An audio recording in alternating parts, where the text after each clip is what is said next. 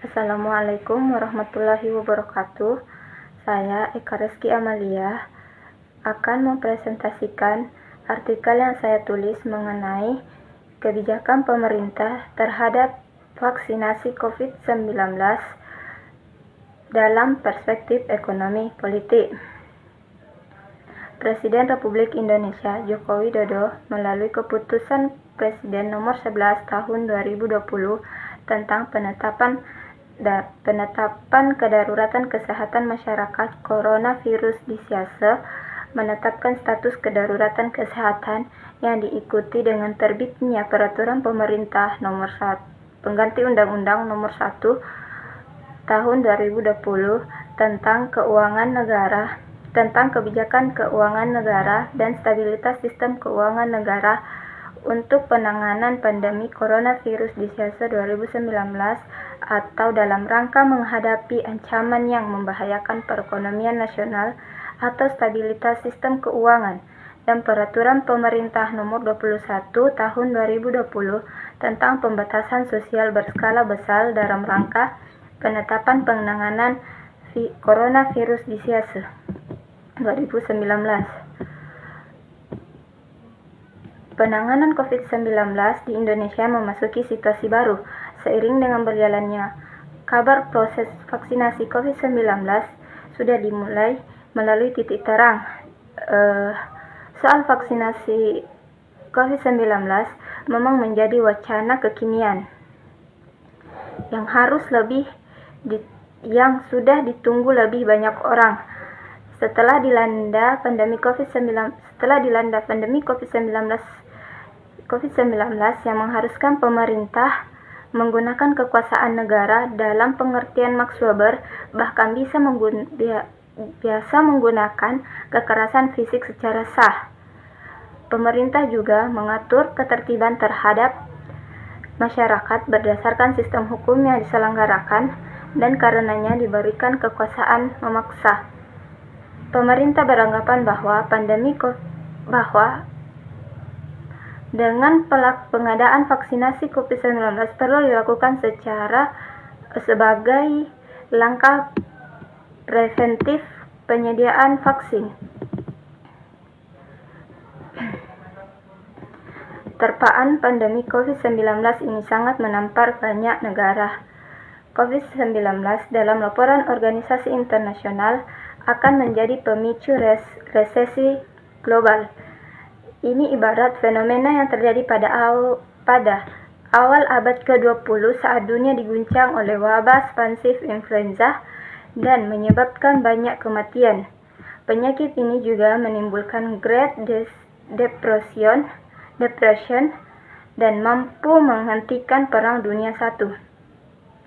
Perubahan besar yang terjadi di era yang lebih kontemporer seperti mewabahnya virus yang menyebabkan sakit swine flu jenis ini bermula di Amerika Serikat dan ditetapkan sebagai pandemi oleh WHO tahun 2009.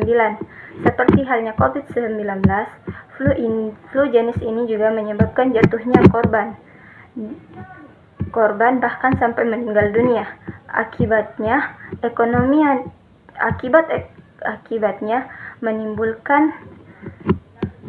mengakibatkan kontraksi ekonomi yang cukup serius. Vaksin COVID-19 dipandang dalam kacamata ekonomi politik bukan hanya sekedar obat atau alat peningkatan imunitas tubuh dari penularan COVID-19. Vaksin COVID-19 juga bersosialisasi dengan kepentingan ekonomi politik banyak negara. Di dalamnya terkandung dominasi kekuasaan, bahkan homogeni, dan infiltrasi kepentingan pasar suatu negara.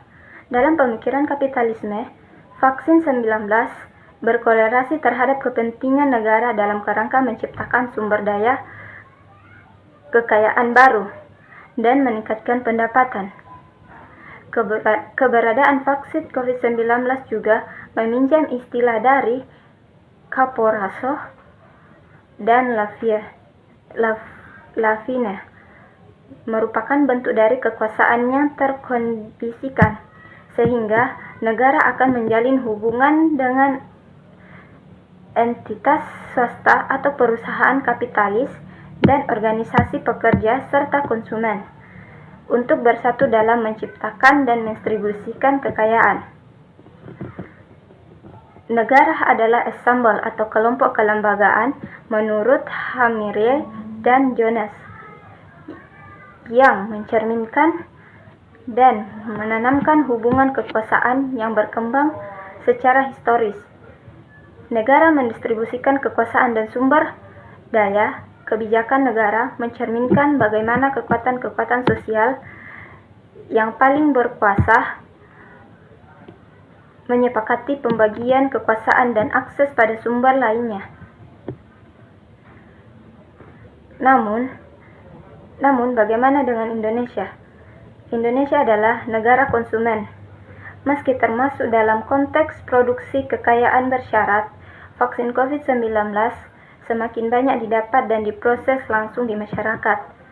Alasan seperti ini tidak dapat menetapkan negara sebagai unit produksi, tetapi hanya sampai batas waktu tertentu. Vaksin COVID-19 saat ini diimpor oleh pemerintah Indonesia dengan pangsa terbesar berasal dari impor. Meskipun perusahaan dalam negeri atau BUMN terlibat terutama dalam transfer teknologi dan pengetahuan, sebagian besar produksinya masih terbatas dan masih membutuhkan upaya terus-menerus. Dalam situasi seperti ini, Indonesia tidak memiliki daya tawar yang cukup kuat. Meskipun pangsa pasarnya Indonesia sangat besar, di tengah pandemi COVID-19 yang semakin meningkat, Indonesia tidak punya pilihan lain selain menerima apa adanya. Meskipun negosiasi dan setidaknya hanya tipis, menurut logika kekuatan seperti ini, Indonesia berada di posisi yang paling buruk atau yang buruk. Di mata negara lain, vaksin COVID-19, Indonesia berada posisi tawar yang lemah dan negara lain memanfaatkannya untuk menawarkan produknya dengan harga tinggi.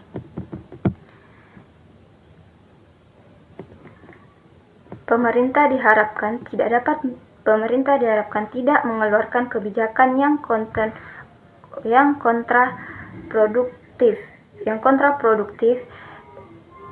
yang bertujuan untuk menyelesaikan COVID-19 dengan memaksakan logika pasar pada rakyat. Negara harus memainkan peran utama dalam memastikan kebijakan yang lebih efektif dan komprehensif.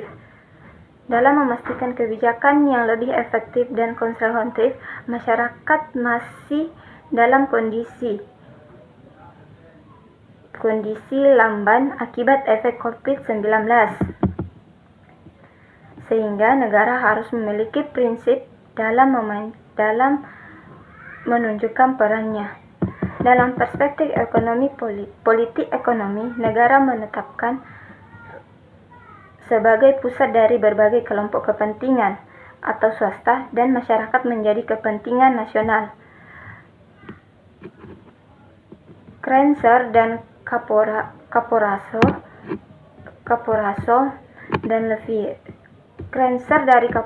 Lefevre menjelaskan bahwa dalam hal ini negara bertanggung jawab untuk menentukan nilai-nilai yang digunakan untuk menentukan kemaslahatan bagi masyarakat.